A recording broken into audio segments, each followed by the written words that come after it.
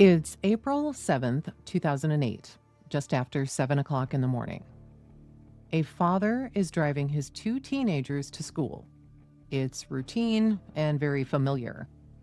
But what happens next is anything but. Squad cars surround the family van.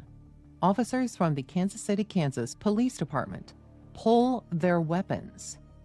Pete Coones is forced from the driver's seat. His son and daughter, just 17 and 14, are ordered out of the van too.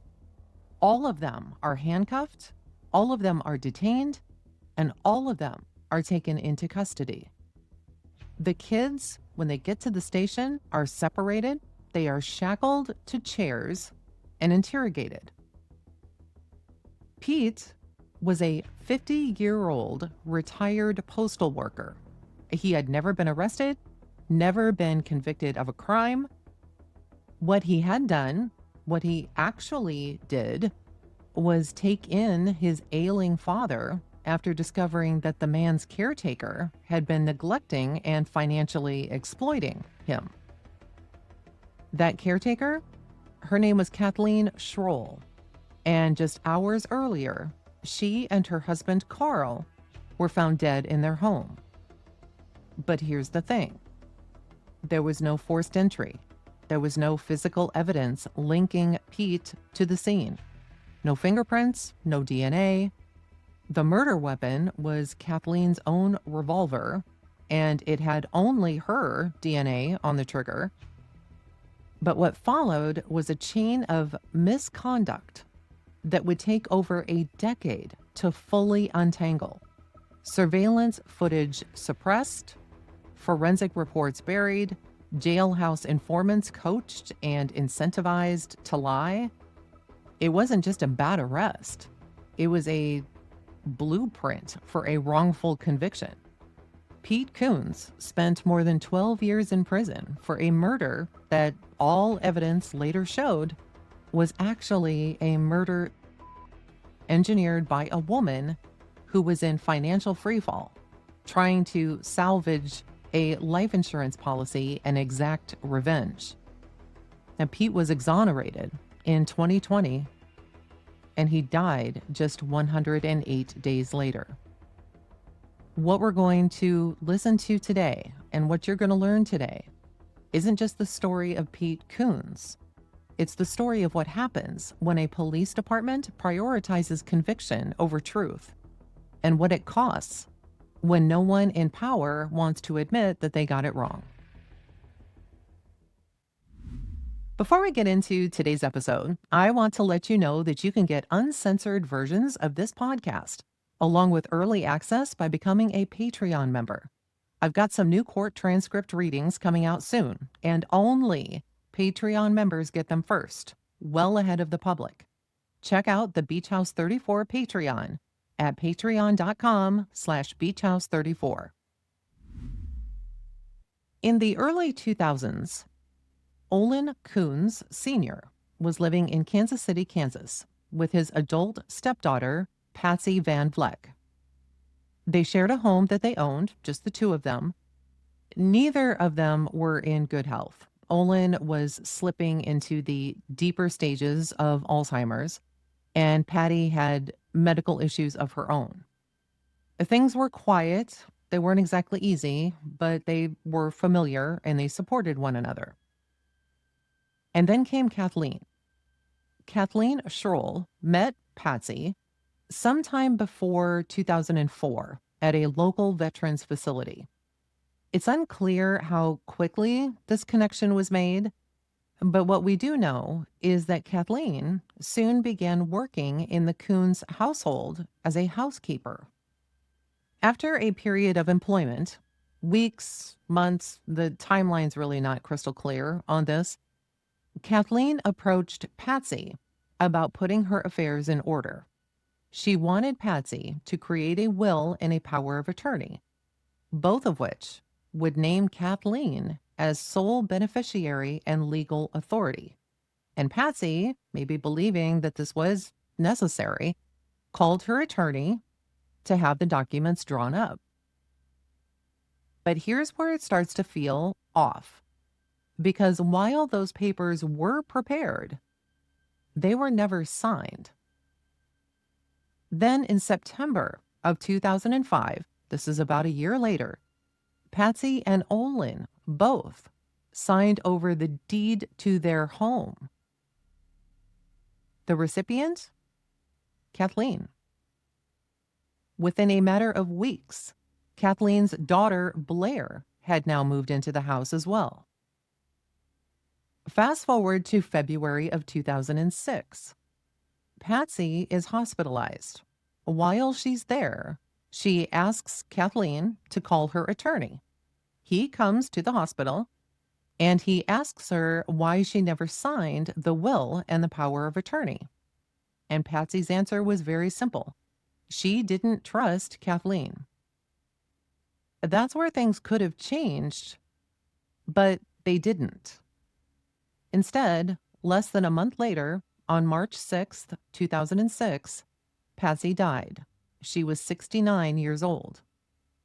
Her obituary listed her survivors as her father, who'd be Olin, her dog Snickers, and her caregiver, Kathleen. That same day, Kathleen cashed a $200 check drawn from Patsy's account, a check supposedly signed by Patsy. Maybe it was a last request. Maybe not. 3 days after Patsy's funeral, another check is written, this time for $3,000, drawn from Olin Sr.'s account. Made out to Kathleen. Was it a gift, a reimbursement, or something else? And then, just over a month after that, April 20th, 2006, the beneficiary to Olin Coones' life insurance is changed. Pete Coones, Olin's son, is removed. Kathleen is inserted. The change is made online. Only one problem, though. Olin did not own a computer. He didn't even have internet at the house. Now, at the time, Pete was living just outside Kansas City in Independence, Missouri, not very far at all. But he didn't know about any of this, not about Patsy's death, not about the deed transfer, not about his father's Alzheimer's. The only person who could have told him, Kathleen, didn't. It wasn't until August of 2006 that Pete decided to stop by the house. When he got there, Kathleen answered the door, and she refused to let him inside.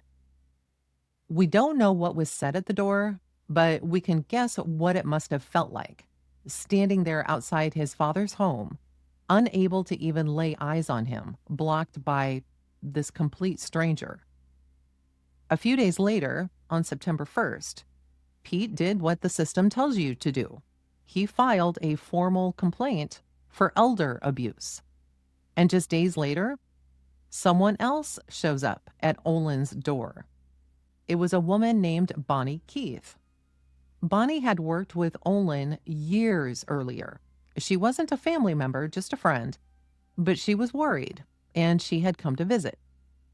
What she found was deeply troubling. Olin's condition was shocking.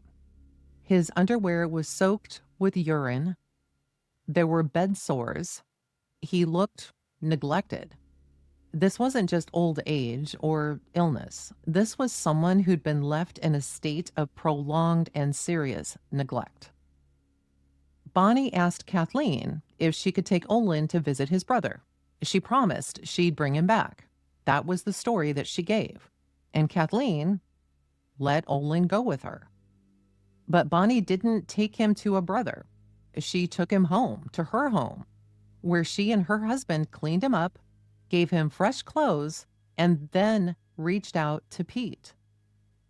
From that moment, Bonnie and Pete worked together to get Olin permanently out of that house, away from Kathleen and away from this mess. Eventually, Olin did move in with Pete and his family. And throughout all of this, the abuse complaint, the rescue effort, the day-to-day logistics of cleaning up someone else's neglect. The state's investigation was still quietly going along in the background, and it didn't take long. The Kansas Department of Social and Rehabilitative Services concluded that yes, Kathleen Schroll had exploited Olin Coones. But even with that conclusion, even with the evidence now building against her, there were still no charges filed. Instead, in early October, the county sheriff's office helped Pete take back the family home. It was a legal reclamation. Kathleen was no longer Olin's caretaker, and now she was also removed from the property itself. But even then, she didn't back down. Kathleen hired an attorney, and that attorney sent a letter to the county district attorney's office. In it, he made an offer. If the DA decided to charge Kathleen with elder abuse, she would voluntarily surrender herself. The thing is, as we'll discover, in the end, this was completely unnecessary because the charges never came. A few months later, in January of 2007, Olin Coones passed away. He was 86. Now, by then, Pete had been named as the rightful heir to his father's estate. But the estate wasn't just a house and some furniture. It came with a lot of baggage, thousands of dollars in credit card debt, charges that Olin could never have made on his own. And now Pete was the one left to untangle all of this. Then came the life insurance policy, $46,000. Both Pete and Kathleen filed claims. The insurance company, rather than taking a side, deposited the money into a neutral account and then told them to fight it out in court.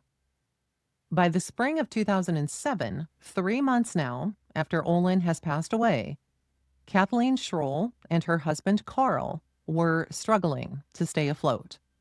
They took out a second mortgage on their home for $27,500 for what was listed as bill consolidation.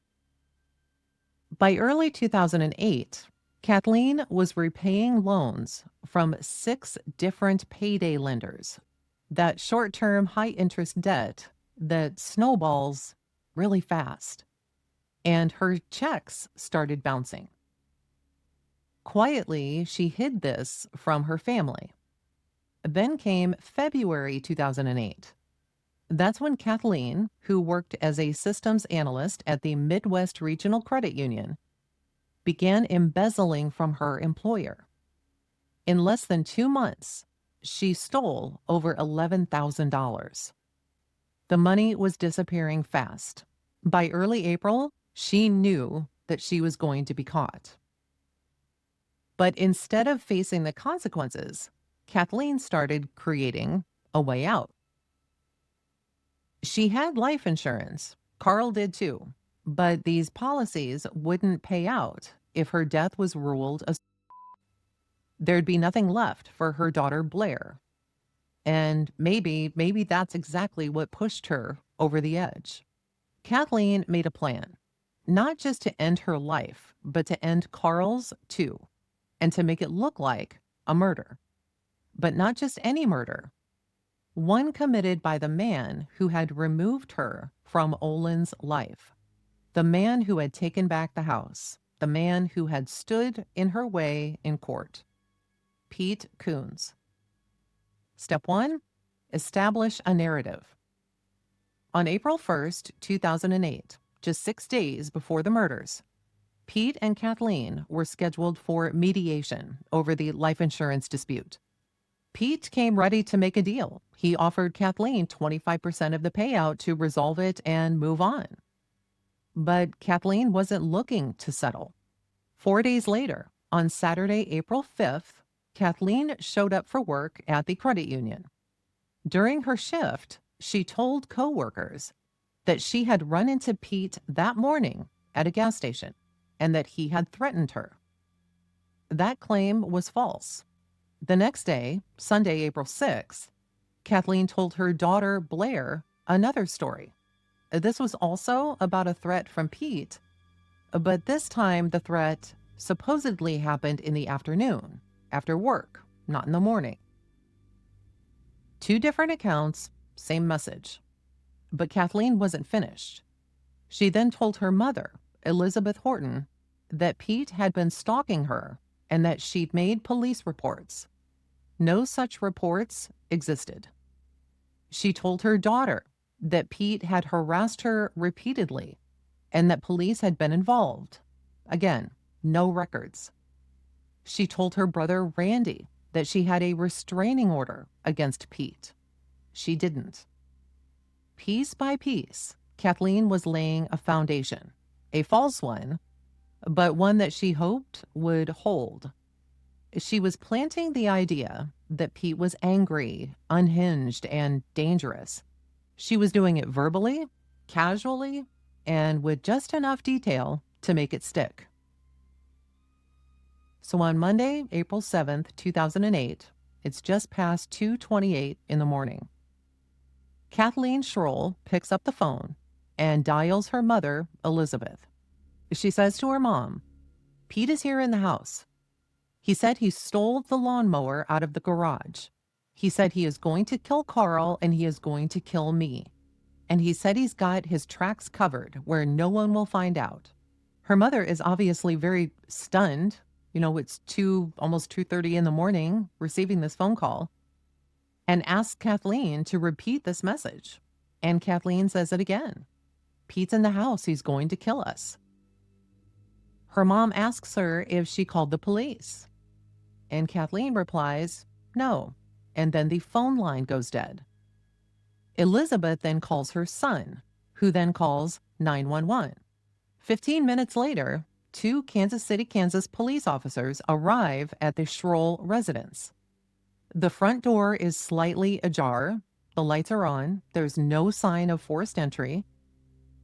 And inside the living room, Kathleen is lying face up on the floor. She's dressed in nurse's scrubs, still wearing her glasses and her jewelry. A cordless phone is near her right foot, and a silver revolver lies beside her left. Her purse sits casually on the back of the couch. In the bedroom, they find Carl. He's sprawled out across the bed, his legs hanging over the side. He has a t-shirt on, but nothing else. There are 2 gunshot wounds to his abdomen. He also has a graze wound across his scalp. A pillow nearby has a hole blown through it with its stuffing spilling out. The room shows no sign of struggle. By the time a police sergeant radios dispatch, the early assumption is that this is quite possibly, a murder. And it makes a kind of forensic sense. But then the narrative shifts. Officers speak with Kathleen's mother, and they learn about the 2:30 in the morning phone call, about Pete, the lawnmower, the threats. They learn about the legal fight over the insurance policy.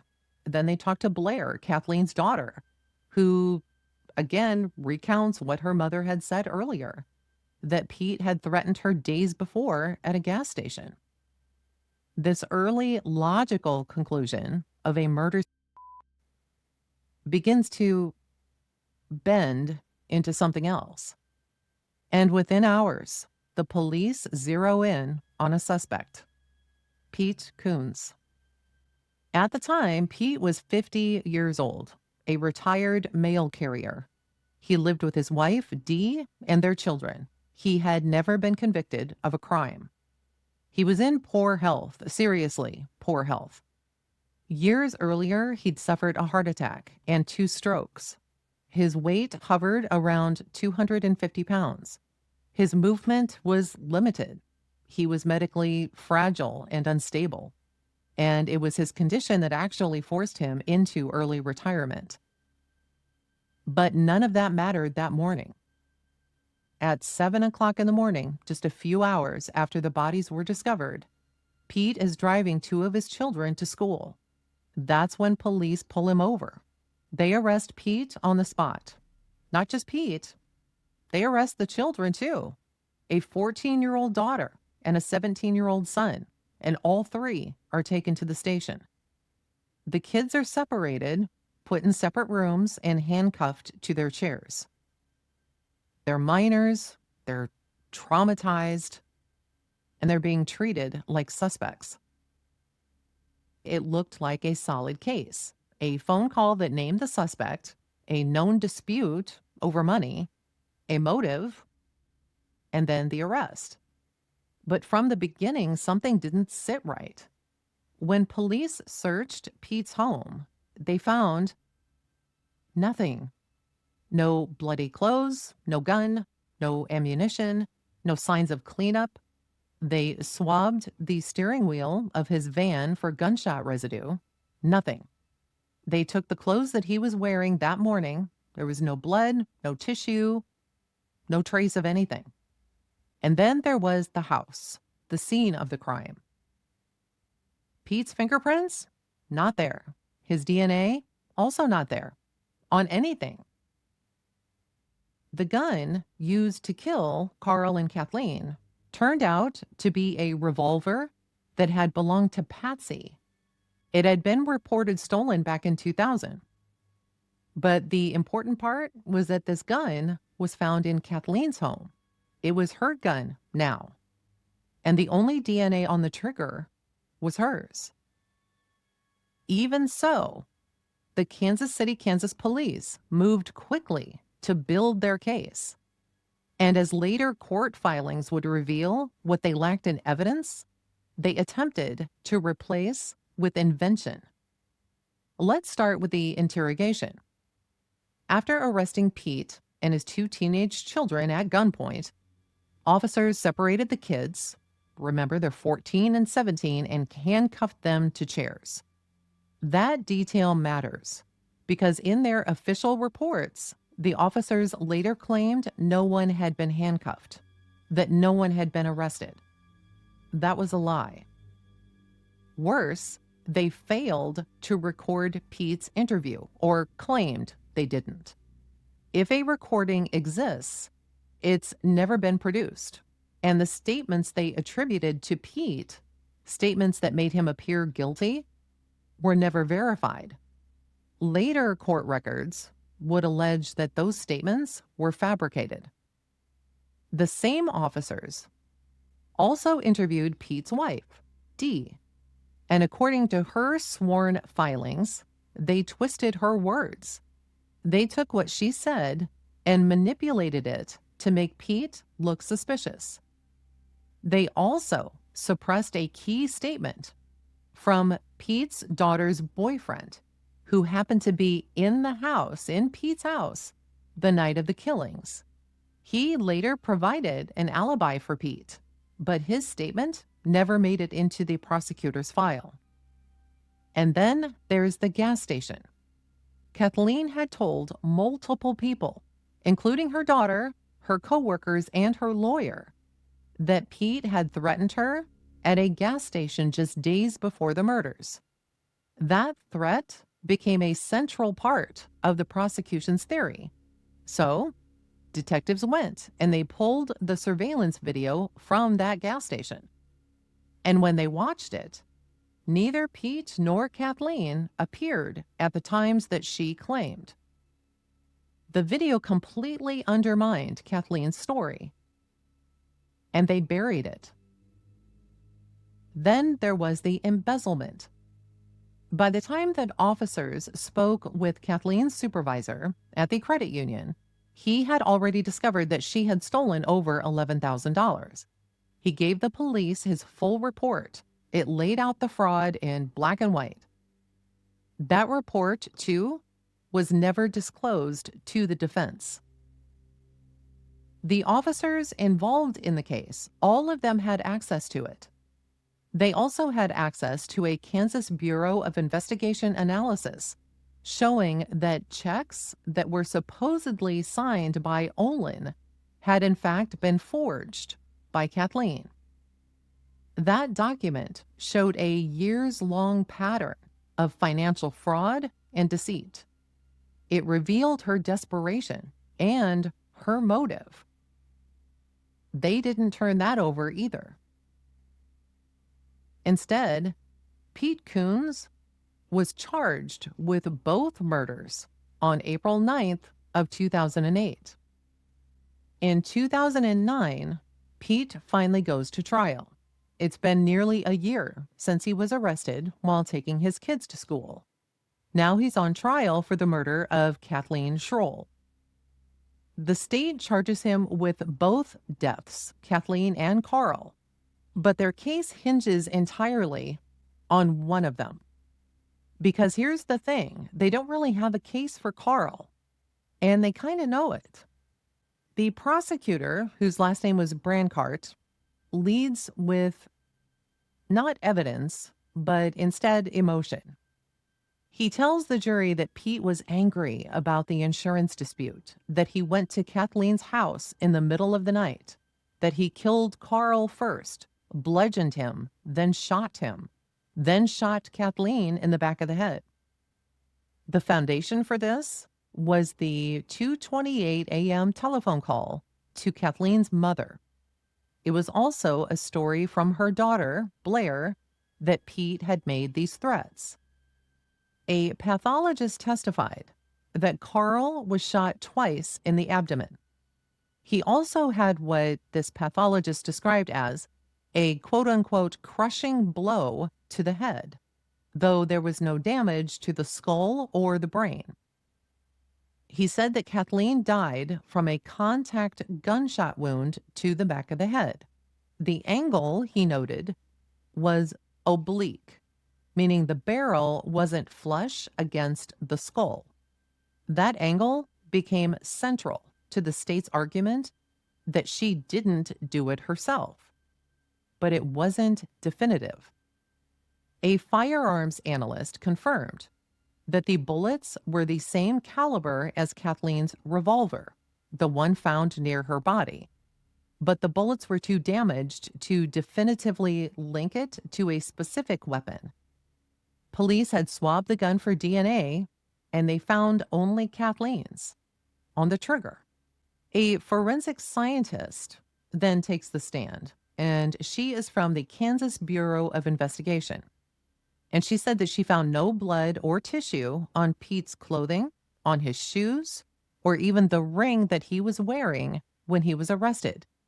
Then the prosecution put Kathleen's daughter, Blair, on the stand. And she testified that on April 6th, just one day before the murders, her mother told her that Pete had threatened her at a gas station while she was buying cigarettes and lottery tickets.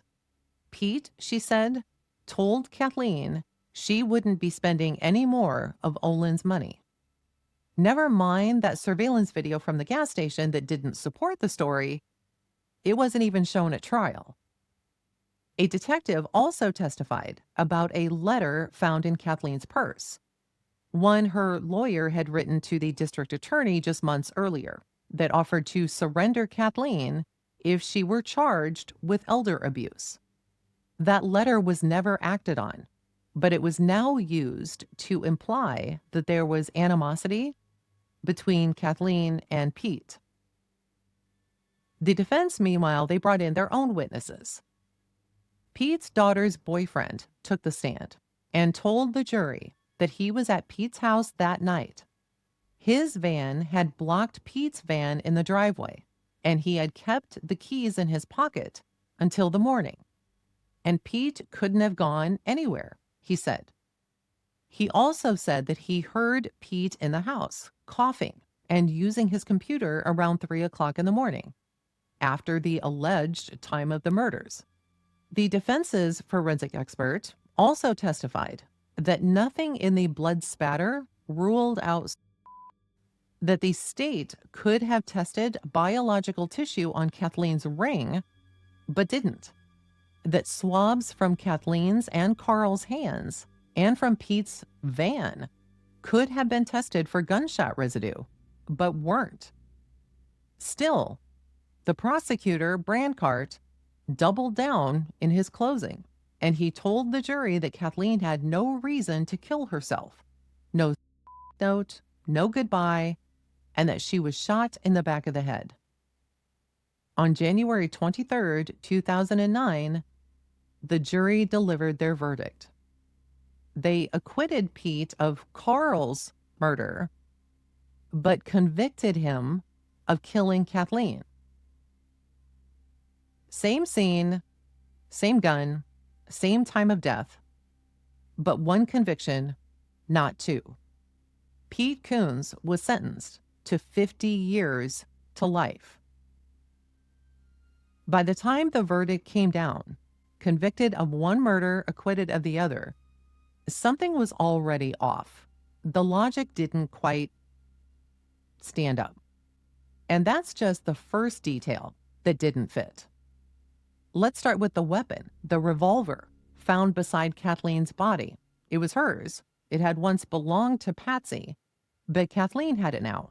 It was kept in her home, and the only DNA on the trigger was Kathleen's. There was no forced entry, no sign of a struggle, nothing stolen, nothing disturbed. Pete's fingerprints were nowhere. His DNA was not on the gun, not on the phone, not in their house. So what evidence did they use?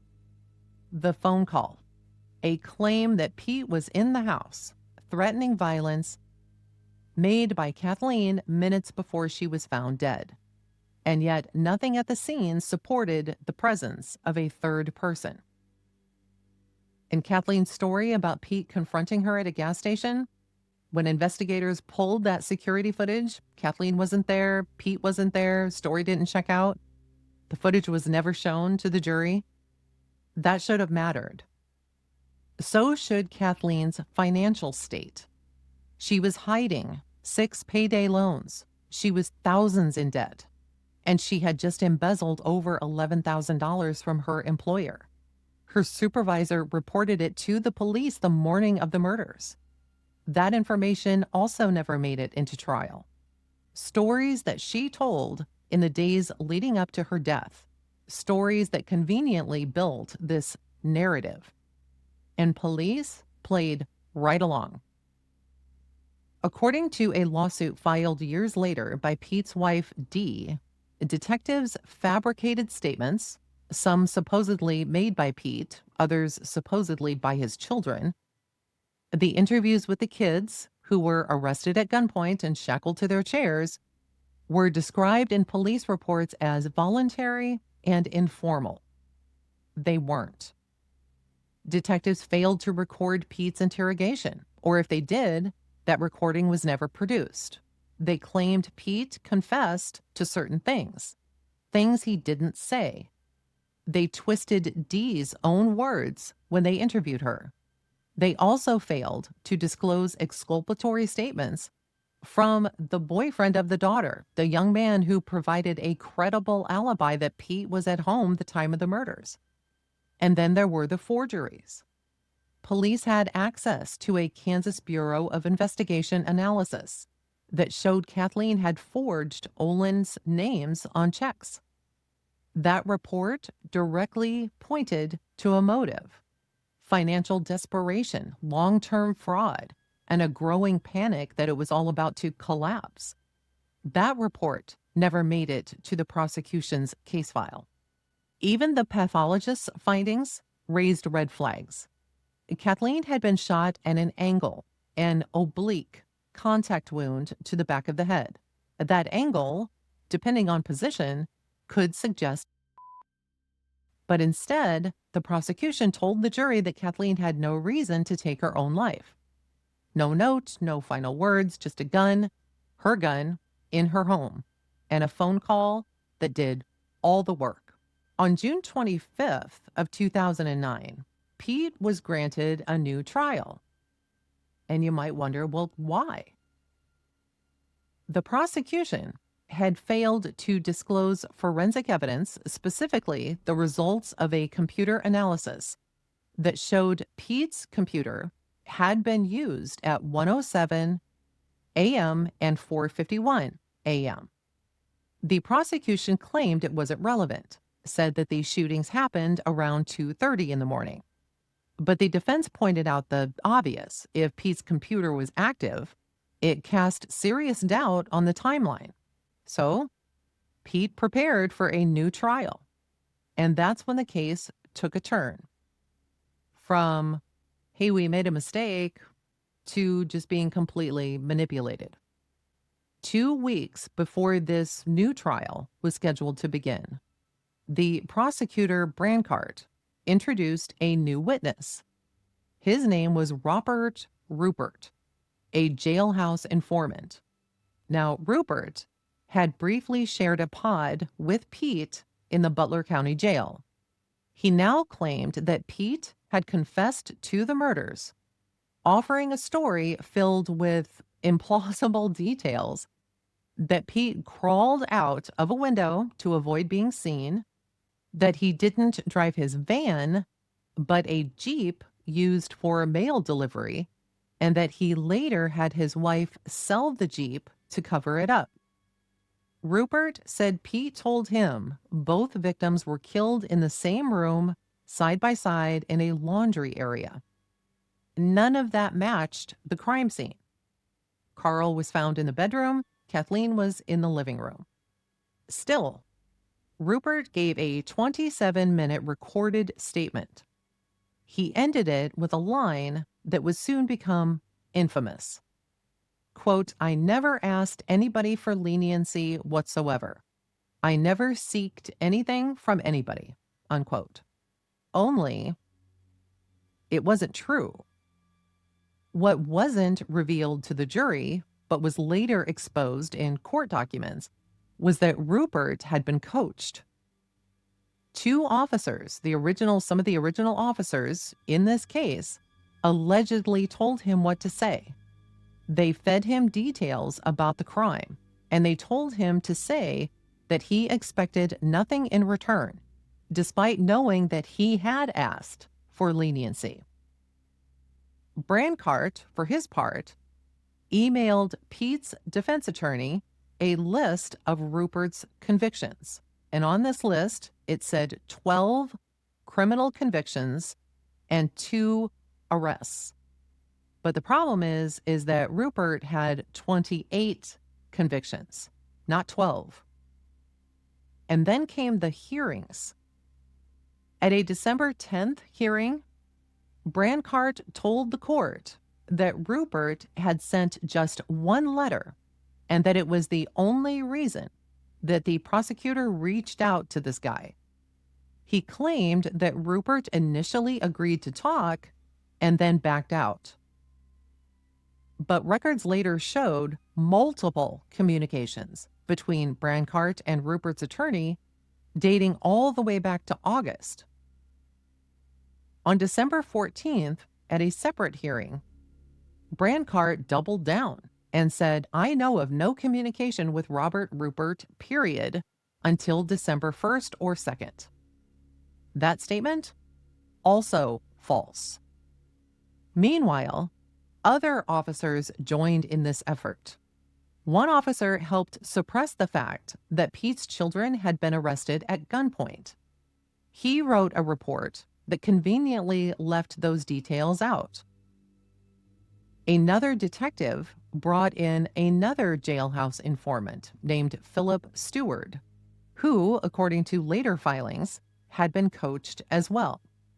This detective allegedly fed Stewart information that he could never have known on his own. Together, they built a case not on evidence, but on a story. One where unreliable witnesses that were coached into what to say in their testimony, along with suppressed reports, filled in the gaps that the actual crime scene couldn't. Pete's second trial proceeded with all of this fabrication involved. His second trial officially began on December 15th of 2009. And during this trial, during the prosecutor's opening statement, Brancart, same prosecutor, made a telling claim. He told the jury that whether Pete's grandfather had willingly given Kathleen, quote, "a few extra gifts," or whether she had taken them without permission was unclear. an issue that defied clear proof for police, he said. But that was false. The Kansas City police had, in fact, presented a case of elder abuse against Kathleen years earlier, and it was Brancart himself who had declined to prosecute it. But he didn't stop there. Brancart also told jurors that a crucial civil court date was approaching, one that he implied would decide the outcome of the Coones family estate. This was also false. What was actually scheduled was mediation, not a trial, and it wasn't about the estate at all. That had already passed to Pete. The dispute was over a $46,000 life insurance policy. The mediation wasn't binding. If no agreement was reached, they'd go back to court. The prosecutor now said that Pete just must have worn gloves, not because there was evidence of gloves, there wasn't, but because it was the only way to explain the total absence of any forensic link. Then came the jailhouse informant, and Rupert took the stand. He told the jury that he had come forward out of conscience, that his Butler County sentence had already been handed down, that he wasn't expecting anything in return. He said he shared a pod with Pete for just over a week in July of 2009.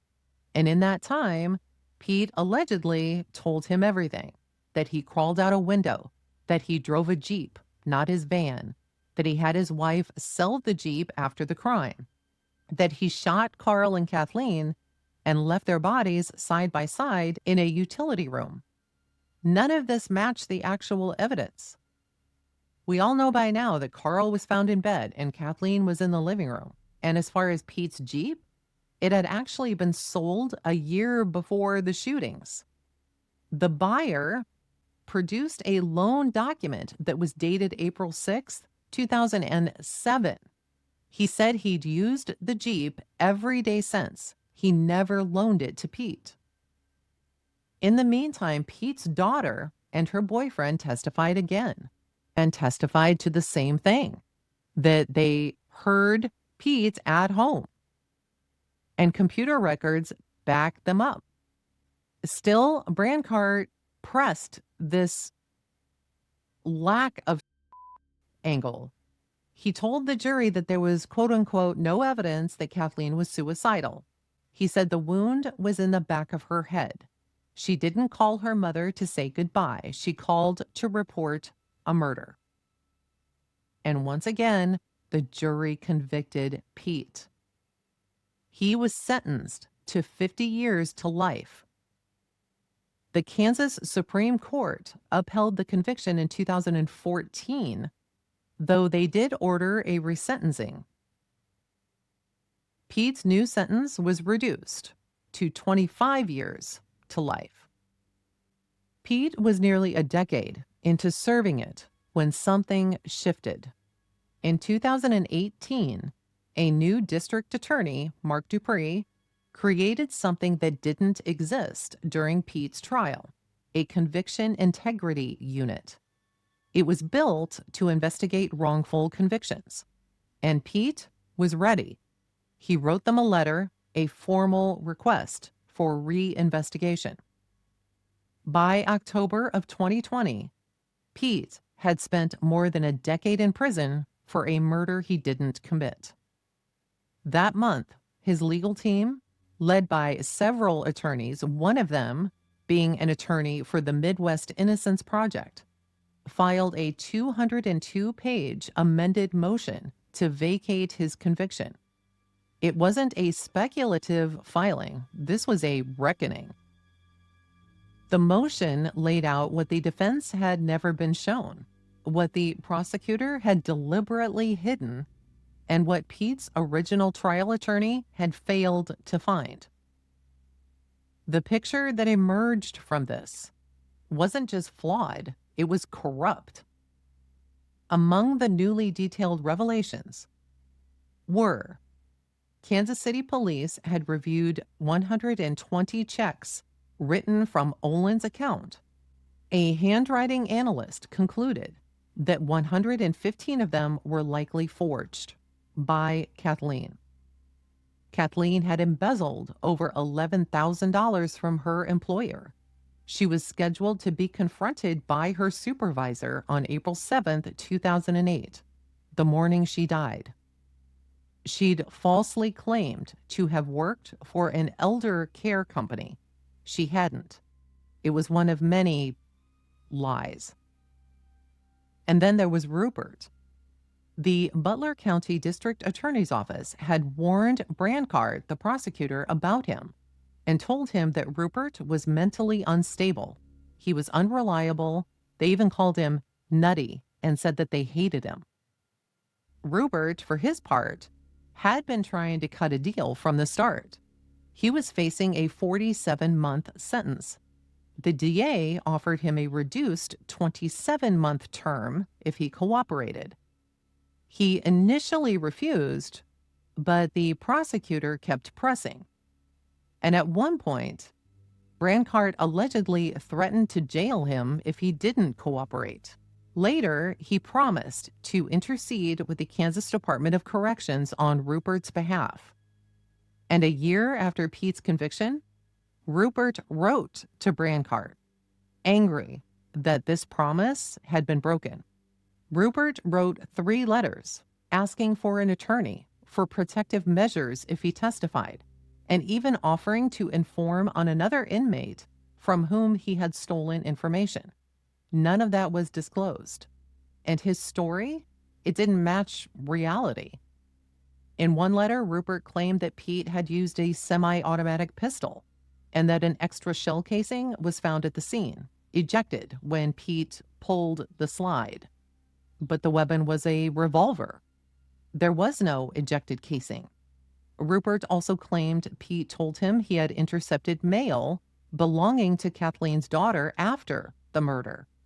But Pete was arrested just hours after the crime. And there was more.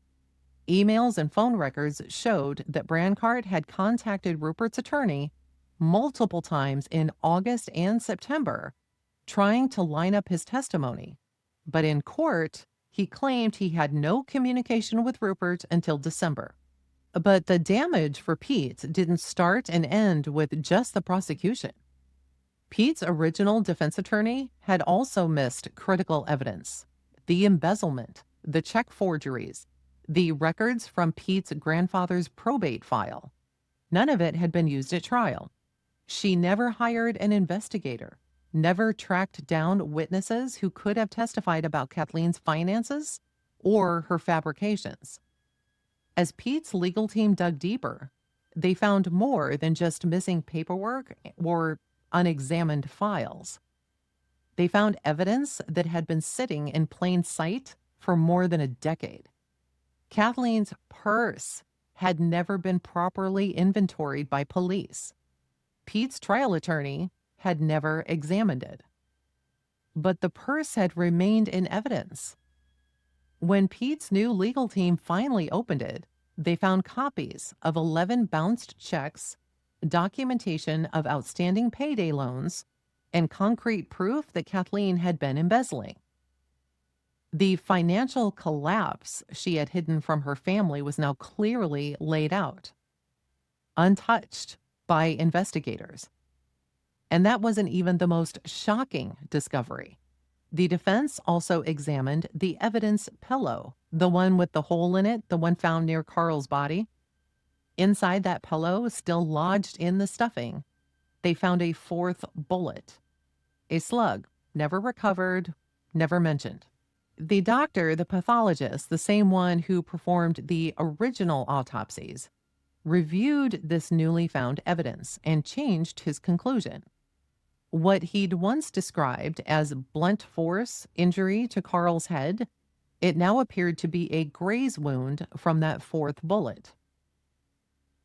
Another doctor, another independent pathologist, was brought in, and she examined the crime scene photographs, the autopsy reports, and Kathleen's psychological profile.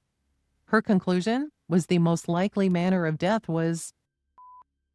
She also pointed to Kathleen's position. If someone had shot her from behind, her body would have fallen forward or sideways. but Kathleen's body had fallen backward, suggesting she had been upright and turned at the moment the trigger was pulled. Blood smears and biological material were found on Kathleen's hand, consistent with her having fired the gun. Blood was also on the front of her glasses, likely that came from the shooting of Carl. The glasses had been dropped during autopsy and cleaned, removing any chance to analyze that blood. Even the gunshot residue tests finally conducted during the reinvestigation told a different story. No residue on Pete's van's steering wheel, but gunshot residue was found on Kathleen's hand. Not on Pete, not on the gun's grip, on Kathleen.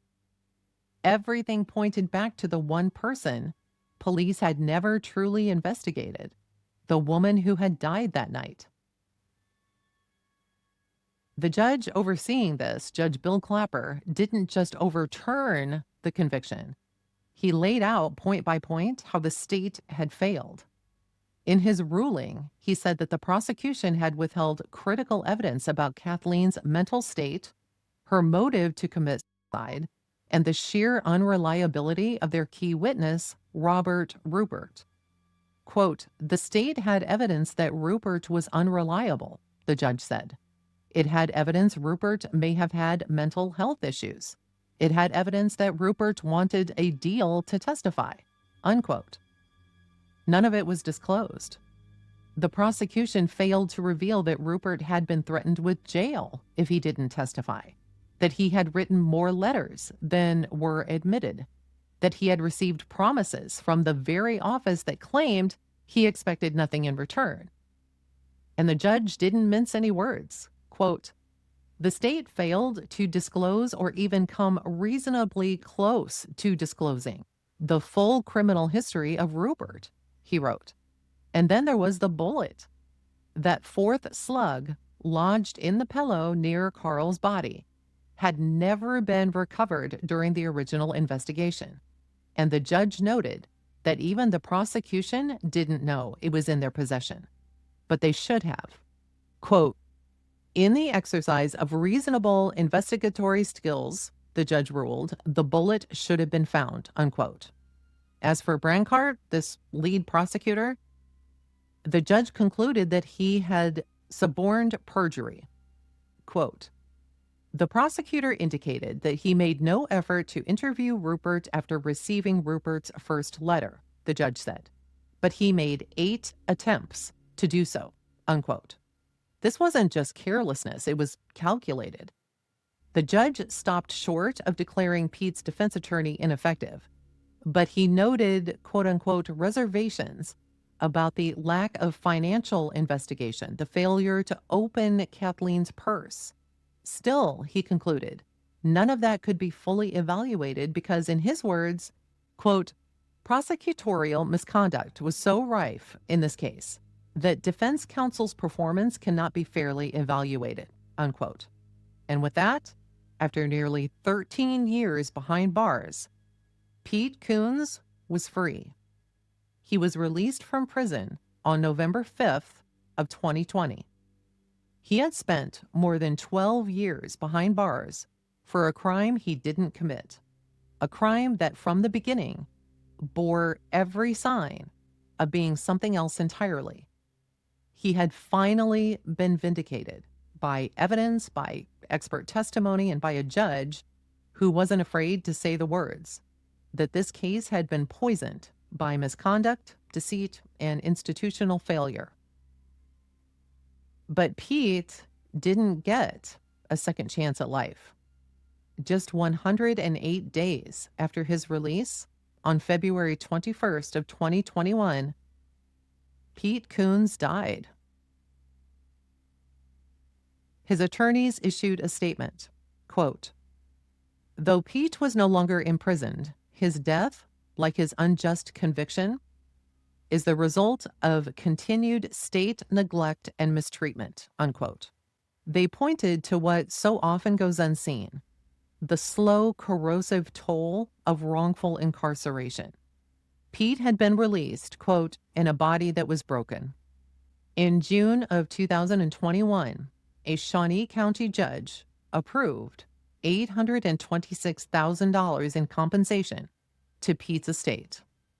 And in November of 2022, the estate filed a federal civil rights lawsuit. It named the officers who had fabricated statements, suppressed evidence, and coached a jailhouse informant to lie. What happened to Pete Coones isn't just about one man. It's about a system that let a false story go unchecked, and then they doubled down on it. It's about what happens when those with power seek justice instead of pursuing conviction. When we began this story, we talked about contradictions. A man acquitted of one murder, but convicted of another, committed by the same person at the same time with the same gun. Now we end with a harder contradiction, that Pete Coones lived long enough to clear his name, but not long enough to live free. What happened to Pete wasn't an isolated mistake. According to the federal civil rights lawsuit filed by his wife, Dee, it was the inevitable result of a broken system. The Kansas City, Kansas Police Department has long faced allegations that its culture didn't just tolerate misconduct, but enabled it. And the lawsuit doesn't hold back. It describes a department where officers manipulated and coerced witnesses, suppressed evidence, failed to document statements, and fabricated reports to match the conclusion that they'd already decided on. Informants were coached, false narratives were inserted into case files, and those responsible were protected by a wall of silence. That silence, Dee's lawyers argue, was policy. The suit names several officers involved in Pete's investigation and prosecution, and the allegations against them are serious, that they fabricated statements, they suppressed evidence, they fed false information to jailhouse informants, and rewrote witness statements to shift suspicion onto Pete. And here's what's crucial. As of now, there is no public evidence that any of these officers have faced disciplinary action by the department in connection with Pete's case. In fact, court records show that while some claims in the lawsuit were dismissed, specifically all the claims against two of the officers and some malicious prosecution claims against two other officers, there is still no indication that any internal review or accountability process has led to consequences, at least that I could find. It might be out there. That absence of discipline is not just a postscript to Pete's story, it's part of the story. Because as Dee's lawsuit makes very clear, this case was not an outlier. It was a symptom, one of many. It cites examples going back decades where witnesses were pressured or terrorized into cooperating, informants undocumented to keep them off the radar, and internal affairs offices that turned complainants away at the door. The question now isn't whether something went wrong in Pete's case. The question is how many others did too, and what will be done about it. Thank you all for listening. If you enjoyed this episode and want to hear more like it, click like and subscribe so you'll be the first to know when a new episode is live. And if you're interested in reading the lawsuit from the Coones family, which is still waiting to be resolved, I'll have that link in the description for you. Thanks again. We'll talk soon. Bye for now.